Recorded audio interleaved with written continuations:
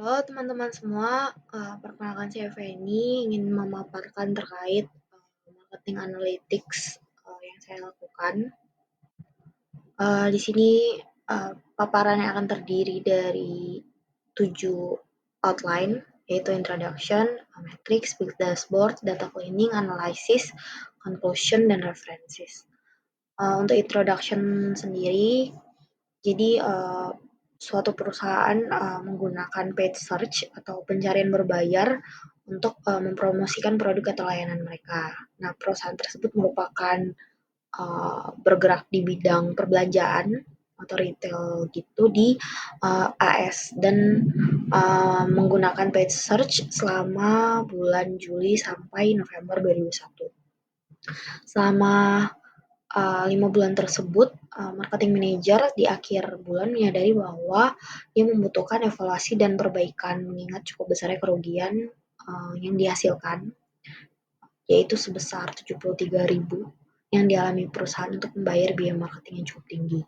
Nah, dia minta untuk melakukan analisa, melakukan evaluasi, apakah sebaiknya paid search tersebut perlu dilanjutkan atau tidak. Untuk mempermudah marketing manager dalam membuat keputusan, saya akan membuat dashboard sehingga dapat mempermudah marketing manager untuk menentukan apakah sebaiknya dilanjutkan dan apa yang dipilih, kemudian menggunakan strategi seperti apa, atau mungkin tidak dilanjutkan sama sekali.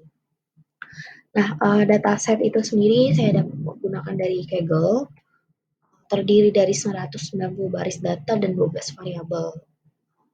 Variabel yang ada mencakup ad group, month, impressions, clicks, CTR, conversions, conversion rate, cost, CPC, revenue, sell amount, dan profit and loss. Nah, seperti kita ketahui marketing funnel itu ada 3 tahapan ya, jadi awareness, consideration, dan conversion. Nah, untuk masing-masing tahapan itu ada matriks yang dapat kita gunakan untuk mengevaluasi kinerjanya. Ini merupakan user flow, dashboard user flow yang akan saya bangun terlebih dahulu, di mana akan dimulai dengan marketing manager sebagai user akan melakukan observasi terhadap matriks yang ditampilkan dan menjawab beberapa question analysis.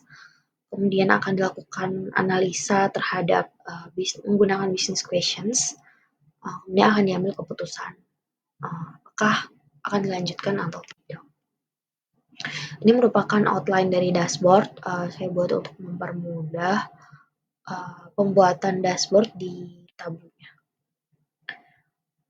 Ini merupakan dashboard di tabunya, bisa diklik di link yang tadi.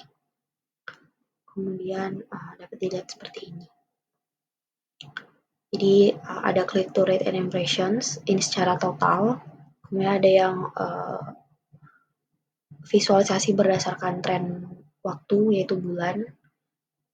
Kemudian ada performa keuangan, revenue dan profit and loss per masing-masing advert kategori. Kemudian ada kinerja matriksnya itu per masing-masing advert kategori. Nah,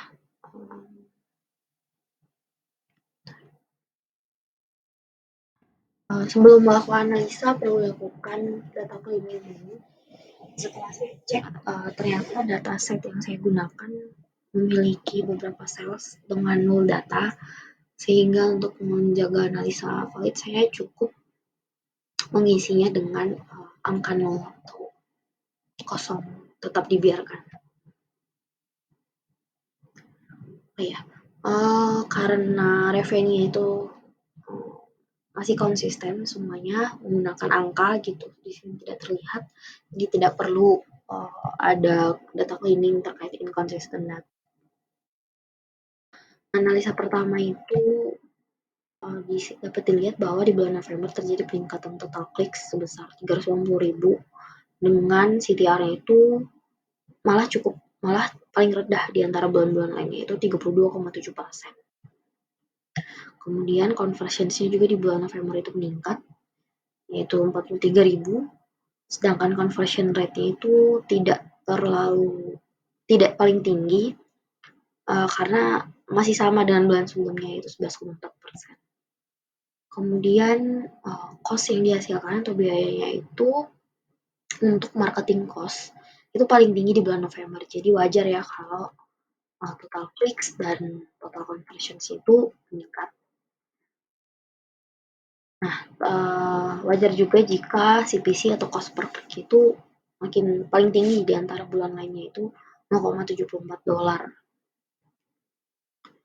Jika diperhatikan per masing-masing advert kategori, high poin utama itu ada di profit and loss. Kita lihat bahwa